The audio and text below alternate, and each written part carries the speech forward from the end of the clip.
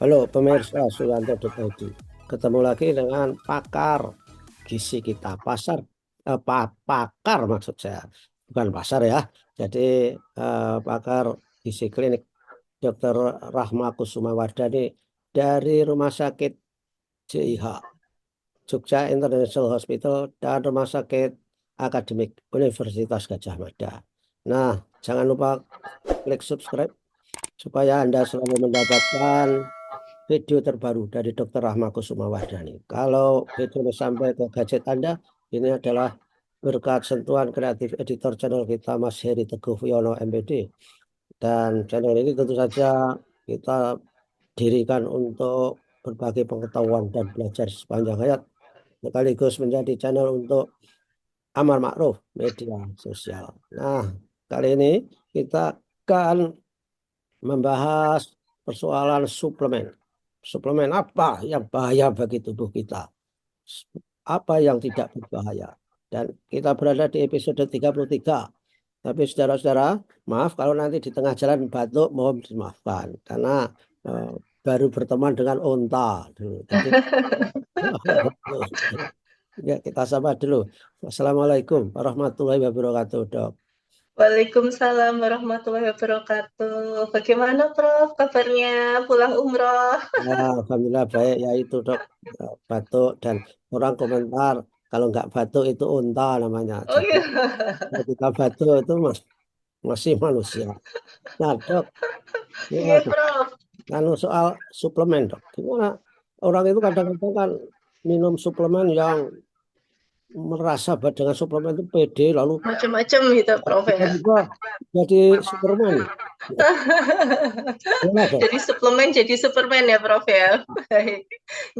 Jadi iya, Prof. Jadi mungkin yang perlu diperjelas sendiri sebetulnya definisi dari suplemen ya, Prof ya.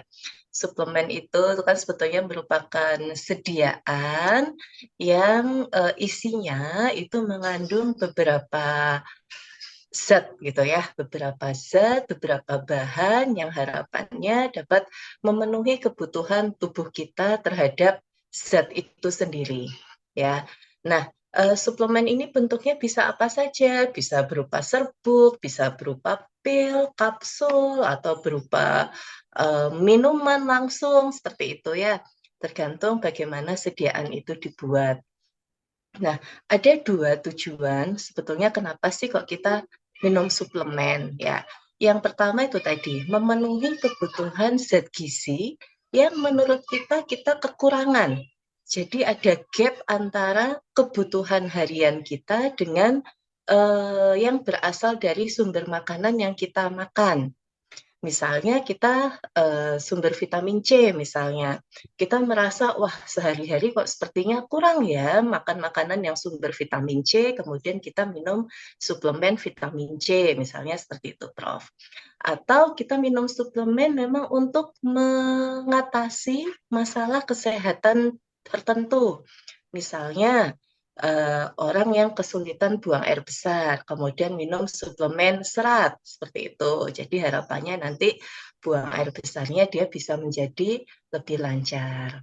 Nah, jenis suplemen apa saja? Sebetulnya ada banyak ya, tapi secara umum kita bisa bagi menjadi misalnya dia sebagai single vitamin. Itu misalnya suplemen vitamin C atau vitamin D, suplemen kalsium maaf suplemen vitamin A misalnya, kemudian multivitamin. Jadi dalam satu kapsul atau dalam satu sediaan itu sudah tersedia berbagai macam jenis Ya, vitamin ya, yang mungkin seringlah kita dapatkan, sering kita lihat di apotek atau di toko-toko obat, satu jenis suplemen dengan berbagai macam isinya. Kemudian suplemen mineral, yang tadi itu tuh ya suplemen kalsium misalnya, atau magnesium, atau suplemen mineral yang lainnya. Kemudian herbal, nah kan ada beberapa jenis suplemen herbal juga ya Prof ya, ya, ya. kurkuma, ginkgo biloba, apalagi ya banyak lah ya jenisnya ya seperti itu. Kemudian ada juga yang isinya bakteri, probiotik. Oh Nah, iya, ya. ya betul, probiotik itu termasuk suplementasi. Kemudian ada lagi yang isinya asam amino. Asam amino itu merupakan pecahan dari protein. Jadi terutama untuk orang-orang yang salah satu tujuannya untuk memenuhi kebutuhan gizi, dalam hal ini untuk pembentukan otot di dalam tubuhnya, atlet biasanya ya, biasanya mereka mengkonsumsi suplemen asam amino. Nah, pastinya manfaat yang akan kita peroleh dengan mengkonsumsi suplemen sesuai dengan jenis suplemennya. Kalau kita konsumsi suplemen vitamin, ya kita akan mendapatkan manfaat dari suplementasi vitamin itu. Ini Atau dok, kalau kita, bentar, dok. ya Berarti Prof, suplemen itu kan semangatnya untuk mengkompensasi kekurangan apa betul. harusnya ada di tubuh. Oleh karena Iya, itu, saya kira betul. nggak bisa kita minum asal minum. Lebih baik itu harus konsultasi dokter. Itu, dok. Gimana, dok? Betul, Prof.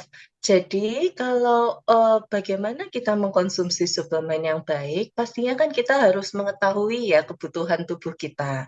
Kita harus sesuaikan dengan kebutuhan tubuh kita. Jangan asal kemudian apa namanya merasa bahwa oh sepertinya saya harus minum ini, harus minum suplemen ini, sepertinya saya perlu minum suplemen itu.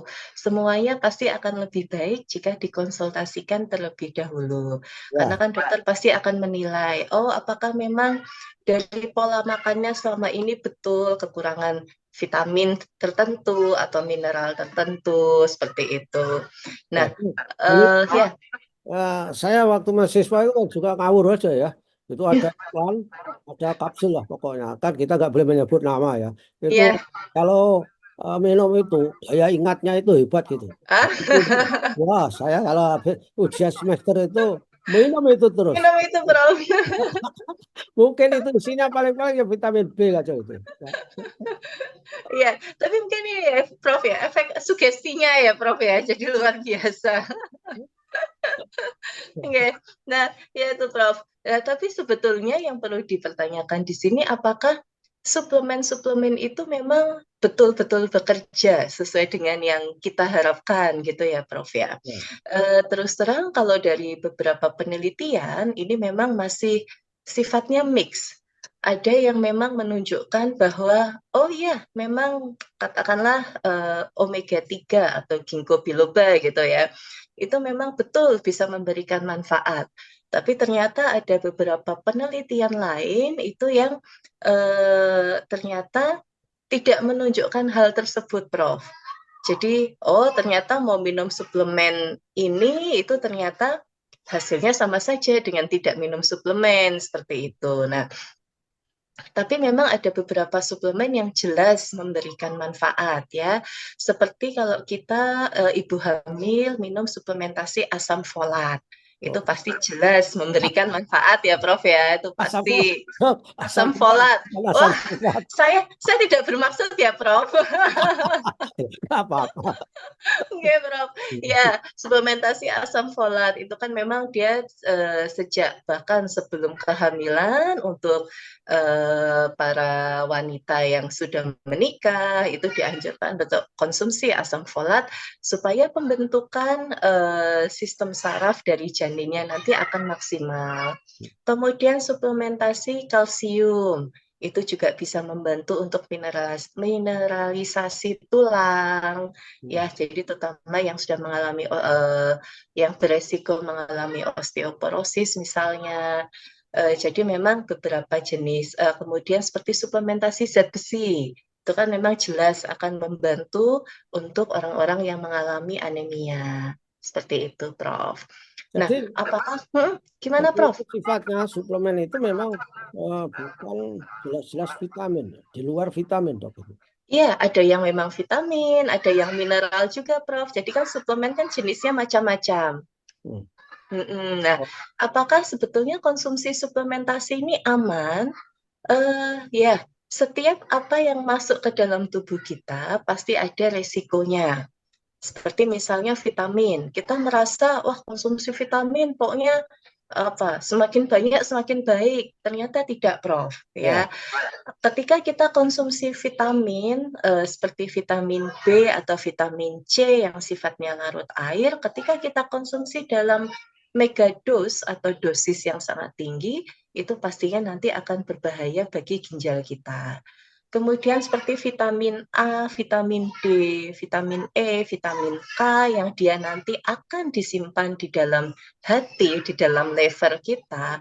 Ketika kita konsumsi dalam dosis yang berlebihan, otomatis nanti akan menimbulkan hepatotoksik atau menyebabkan keracunan bagi liver kita.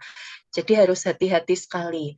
Walaupun kita berharap mendapatkan manfaat yang maksimal gitu ya. Kita pingin, oh tubuh kita sehat. Katanya kalau minum vitamin C dosis tinggi nanti pokoknya badan tuh bakal itu tadi Prof minum suplemen jadi Superman gitu ya Prof ya. Nah, ya. sebaiknya tidak.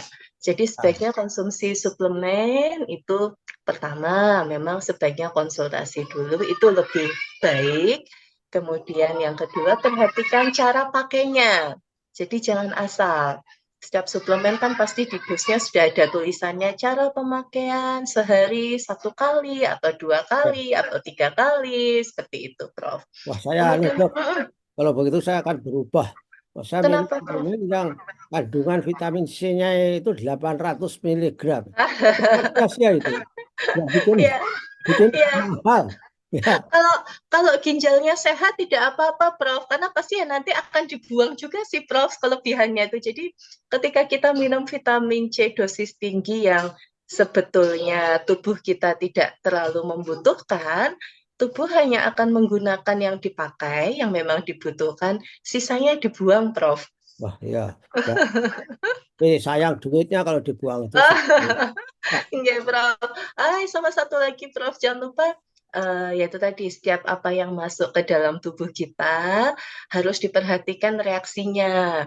Misalnya, apa namanya, kita minum satu suplementasi, kok apa namanya, misalnya perutnya jadi sakit, jadi diare, atau mungkin ada keluhan-keluhan yang lain.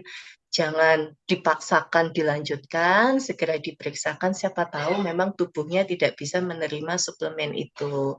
Terutama yang seperti suplemen-suplemen herbal gitu ya, Prof ya. ya, Itu harus hati-hati. Baik. iya. Baiklah, Dok. Saya kira sudah luar biasa ini informasi ini supaya para pemirsa tidak sembarang menggunakan suplemen. Karena Ya. di samping beli itu pakai uang, tapi nyatanya bisa jadi nggak bermanfaat buat tubuh, malah sebaliknya. Kecuali suplemen-suplemen yang mitos-mitos pasak bumi misalkan, Dok. Itu Oke, Prof. Sama satu lagi, Prof, mungkin saya menyampaikan. Jadi, walaupun memang saat ini sudah tersedia suplemen, tapi sebetulnya untuk memenuhi kebutuhan gizi kita, tetap yang lebih utama kita mengkonsumsi dari makanan sehari-hari kita. ya, Jadi, jangan sampai kita merasa, oh kan sudah ada suplemen, kemudian kita makannya jadi, nggak usah pakai sayur, nggak usah pakai buah, kan sudah ada suplemen multivitamin misalnya. Nah, itu jangan. Jadi kita tetap harus berusaha memenuhi dulu dari kebutuhan gizi harian kita dari real food, dari makanan yang asli, makanan yang sesungguhnya. Kalau misalnya kita memang merasa uh, dari makanan yang kita konsumsi belum optimal, boleh dikonsultasikan apakah memang memerlukan suplemen atau tidak. Seperti itu, ya. Prof.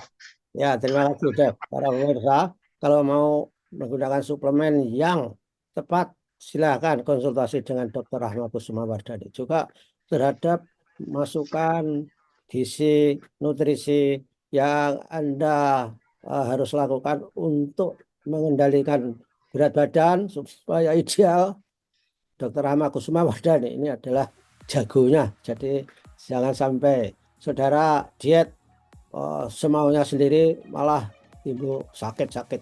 Begitu, Dok. Terima kasih, Dok. Baik, terima kasih, Prof. Dan sampai ketemu lagi. Mudah-mudahan 2 minggu lagi kita ketemu. Wassalamualaikum Insya Allah. warahmatullahi wabarakatuh. Waalaikumsalam warahmatullahi wabarakatuh.